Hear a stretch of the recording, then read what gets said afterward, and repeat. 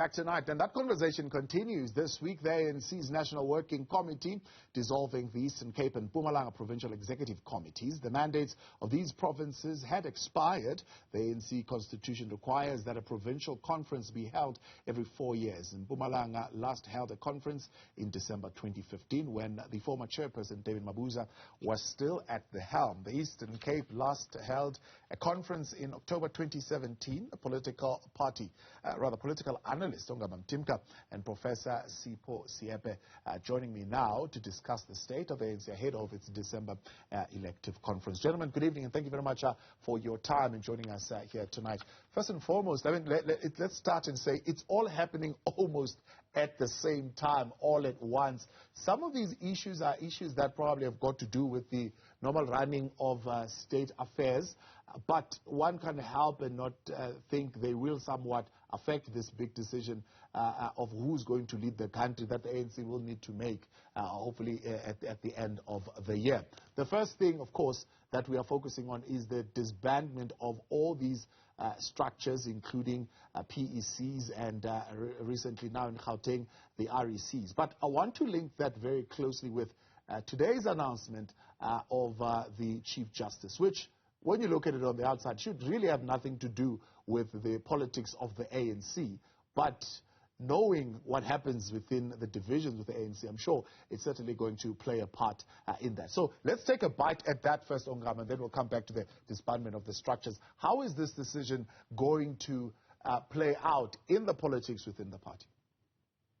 I thought you were going to start with the easier thing. Good evening to you, Tabo and Profs and your viewers.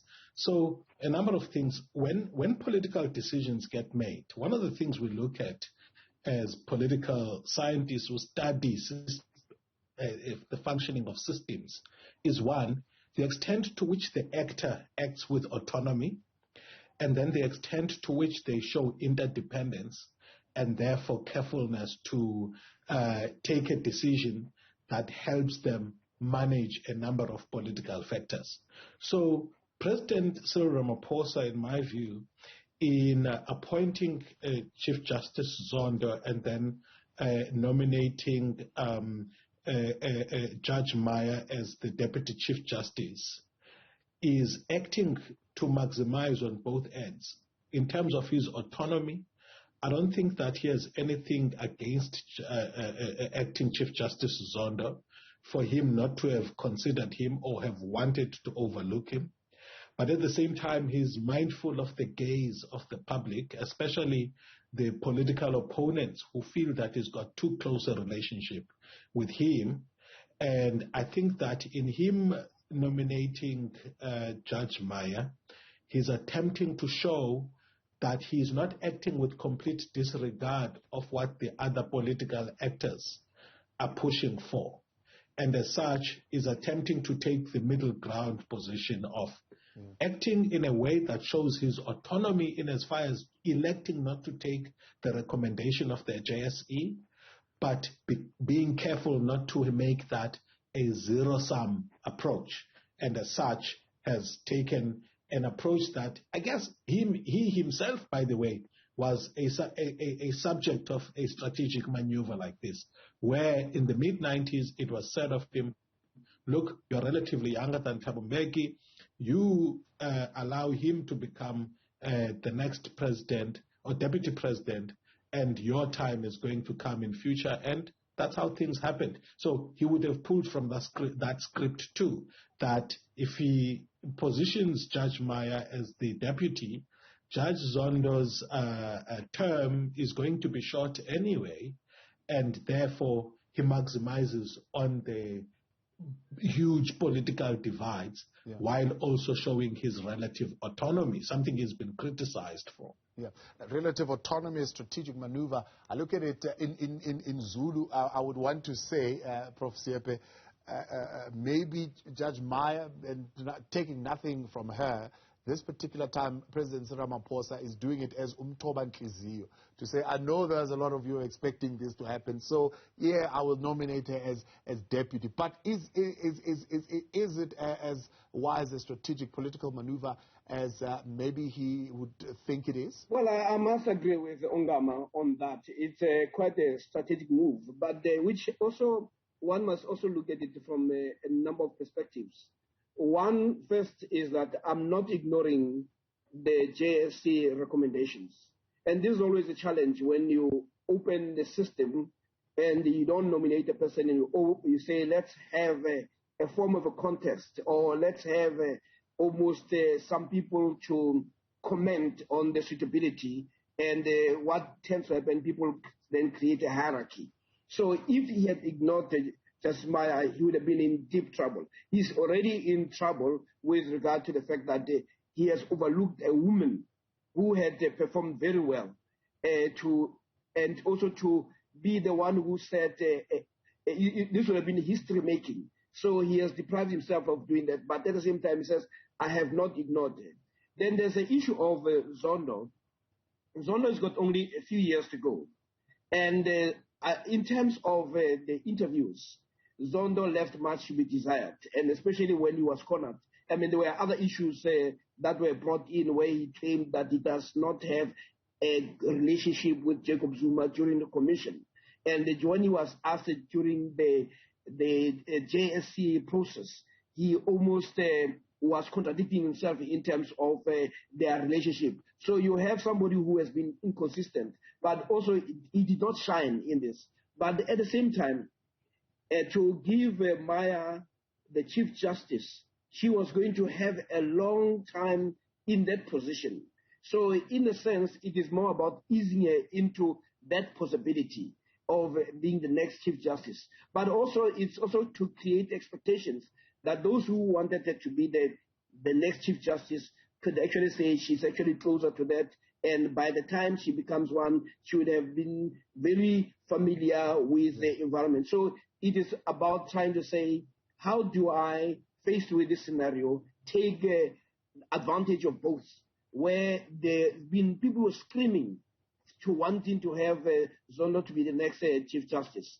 And there were others who were screaming that Maya has done well. So bringing them both and announcing that I intend to have Maya as a deputy, in a sense, he cushions what would have been the blows that they may not be manageable. So this way he could actually say, guys, I have listened to the JSC, but I'm also of the view that it is not wise to have a Chief Justice who's going to be there for about 10 years or more.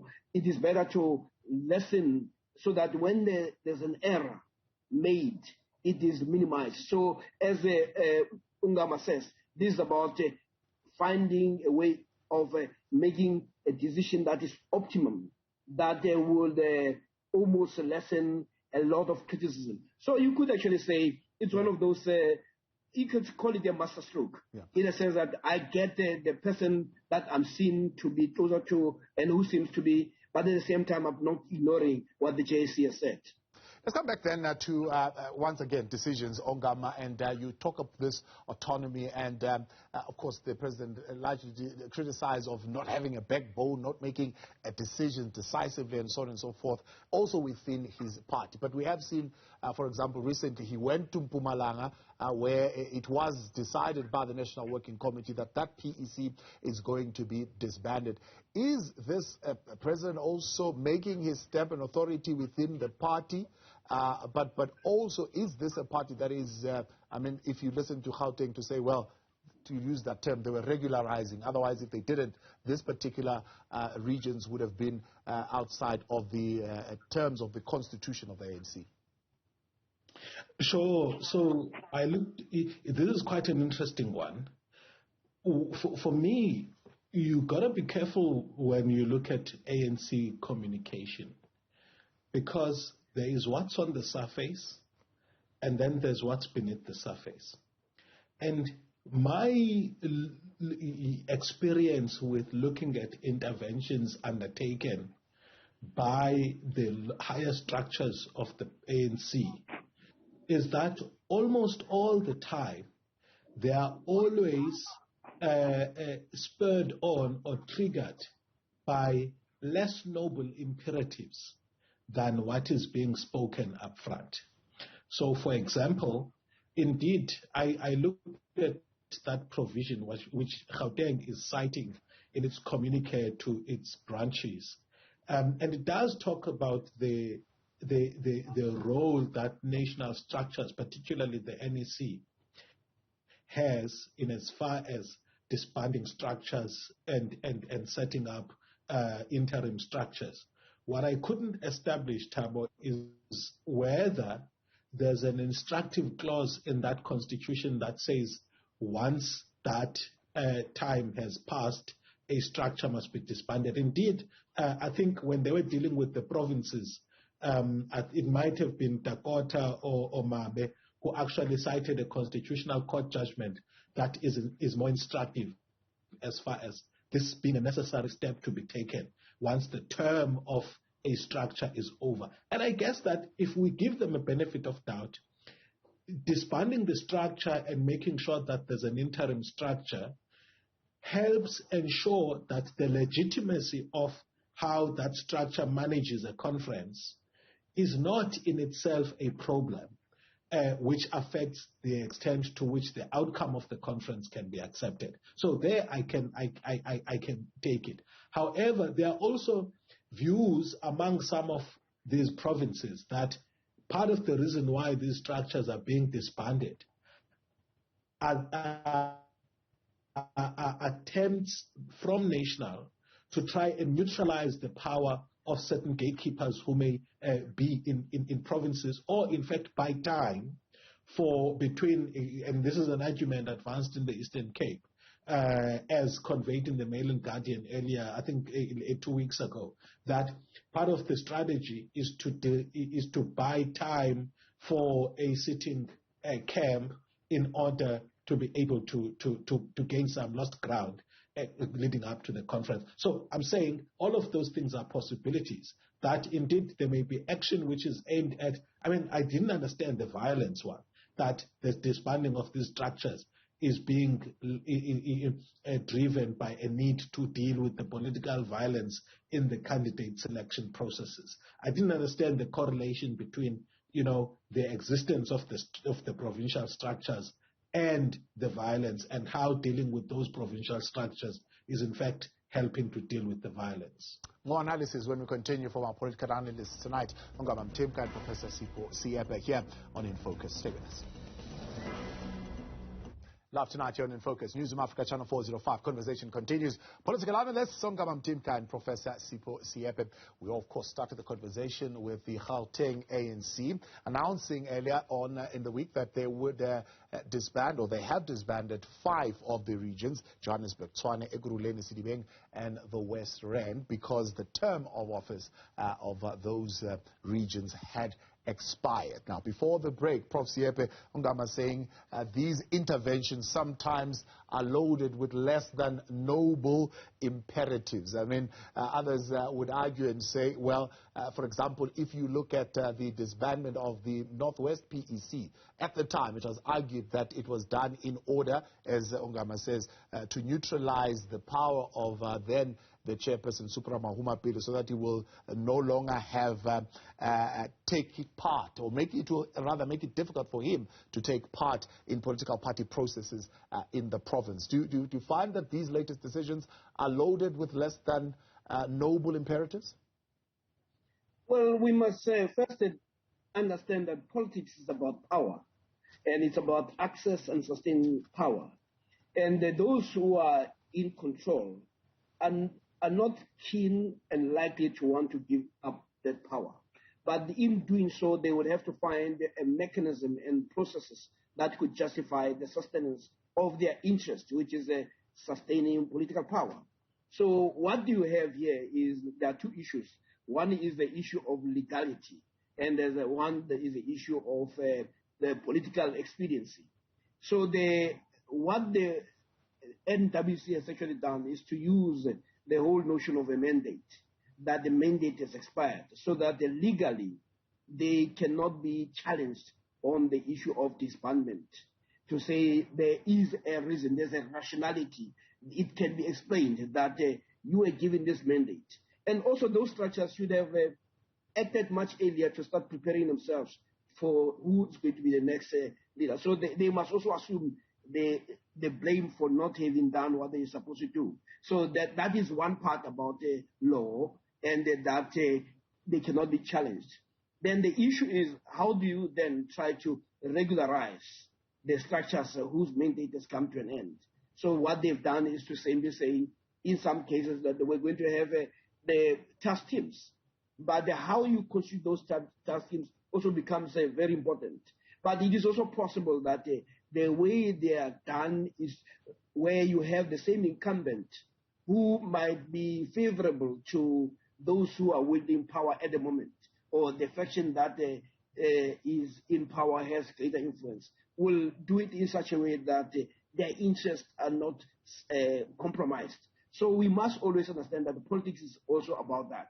But there must also be an element of justification. And it will be both a legal justification, it will also be a seeming political justification. But beneath that, as Ongama says, that when you start looking carefully, you'll find an element of self-interest. Yeah. You will find that the decisions, like the example that you give about the NWC, that in the disbandment of Northwest, that it was not given by the reasons that were put there, because those reasons still persist. If you're talking about weakness, malnutrition, and all that, you still find those. So if you find them somewhere else, you must continue to then to say, every time we see elements of this, there must be disbandment. But we can see that there's no consistency. It's all about political expediency.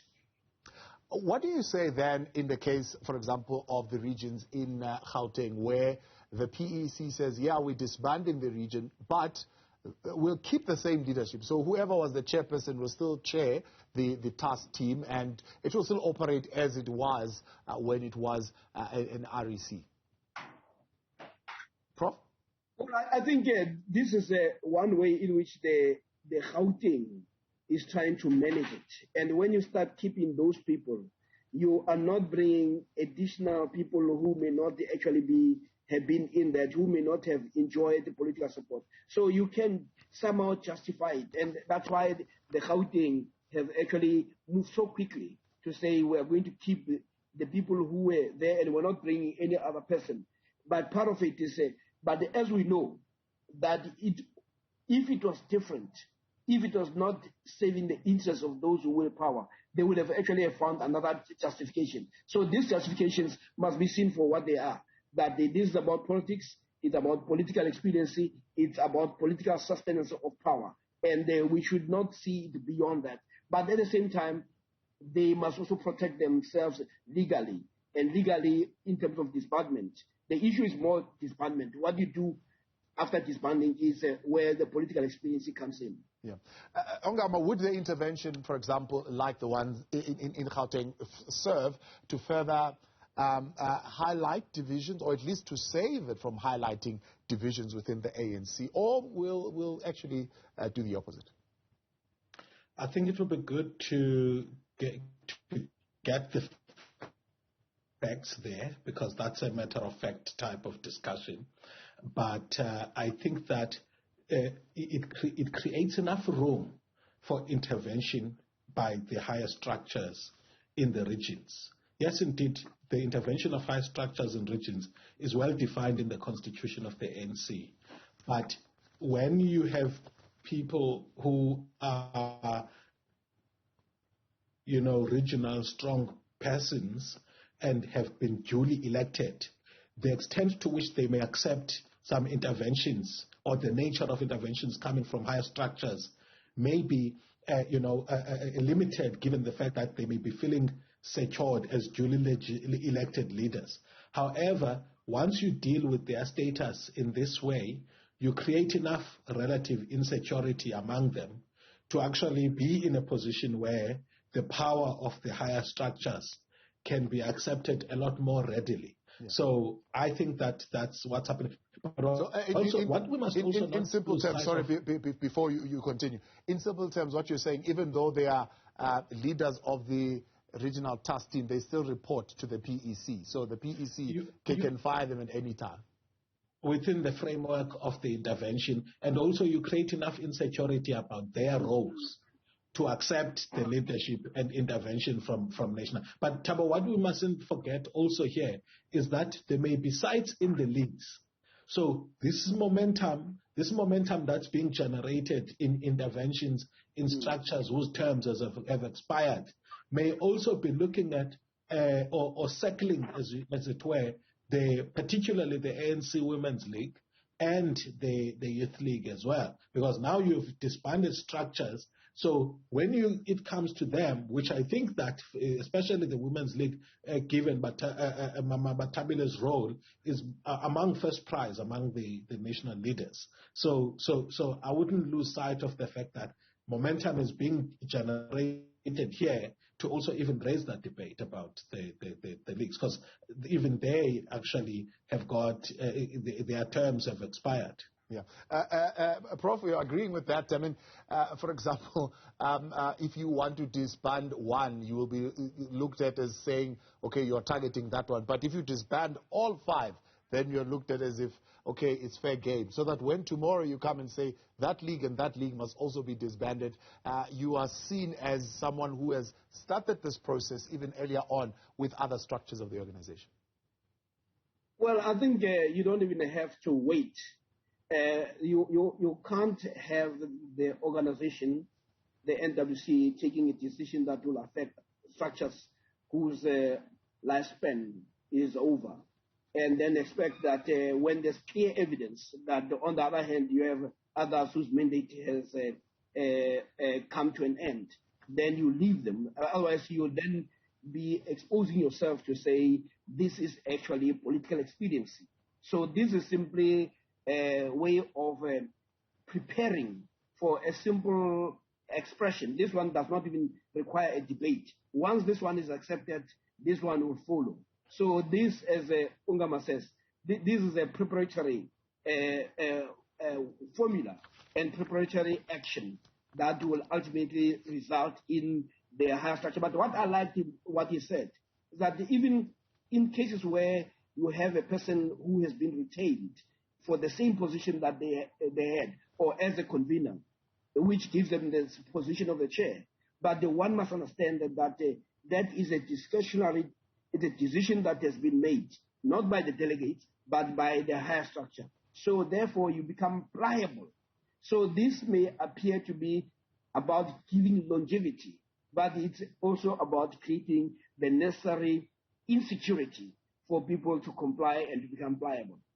And finally, as we wrap up, are these decisions made to advantage current President Ramaphosa come national conference? Prof?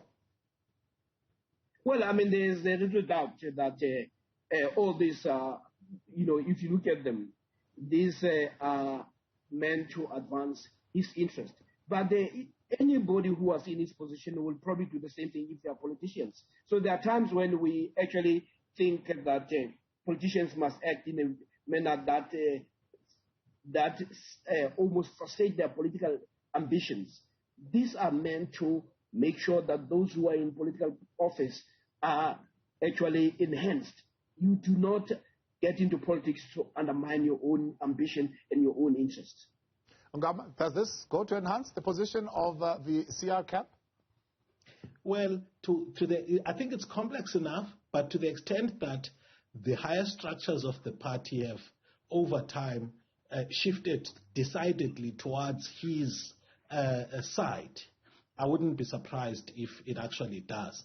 What makes me have some relative doubt, is that in the Eastern Cape, for example, I think the president is on a campaign to hedge his bets here, that despite the outcome of the province, he gets to be, the chosen person. In fact, we're seeing Mpumalanga begin to play that strategic foray as well, where they say your bets may be hedged here as the president. So it looks like to me there's a high possibility, given how the structure NWC and the NEC has been, the president has been dominant there, but also there's enough complexity to have room to give them a benefit of doubt as well.